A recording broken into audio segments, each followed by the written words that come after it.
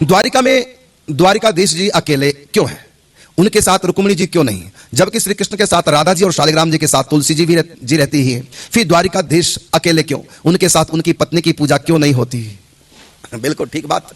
एक पुरानी कथा आती है, भगवान श्री कृष्ण संतों की महिमा बढ़ाने के लिए एक लीला करते हैं। एक बार द्वारिकापुरी में दुर्वासा ऋषि पहुंच जाते हैं। भगवान कृष्ण के पास समाचार गया कि संत हैं, गुरु हैं आध्यात्म विद्या के, चलो मैं जाकर के ससम्मान महलों में लाऊं, भोजन सेवा से संतुष्ट करूं। रुक्मिणी को साथ लिया।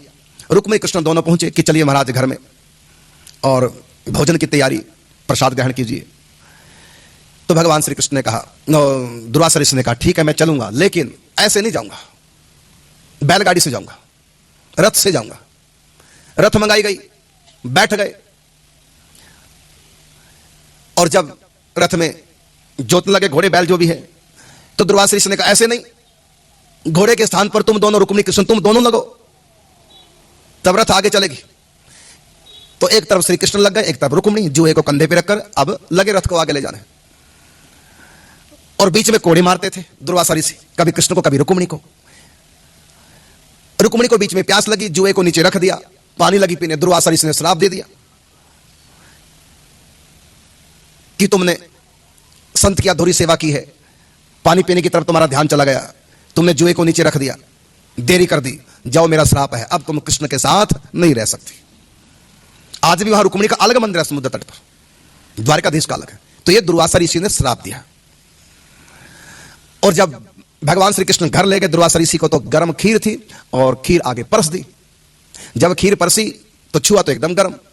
क्रोध आ गया दुर्वासा ऋषि को। भगवान कृष्ण से कहा मेरा मुंह फूकोगे गरम गरम खीर देकर, अपने सिर पे लपेट लो उसको, पता चलेगा कि गरम खीर कितनी गर्म है।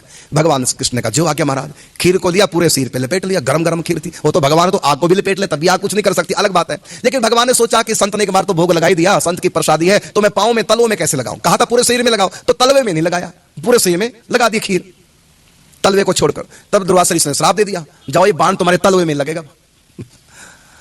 तो भगवान ने स्वीकार कर लिया श्राप। चाहते तो भगवान ना स्वीकार करते, तो सुप्रीम पावर परमात्मा को थी। लेकिन संतों की महिमा बता रहा है कि संत डांटे फटकारे, कुछ भी गलत व्यवहार करे संत, तब भी उनके आगे हाथ जोड़े रहो, ये भगवान ने शिक्षा दी।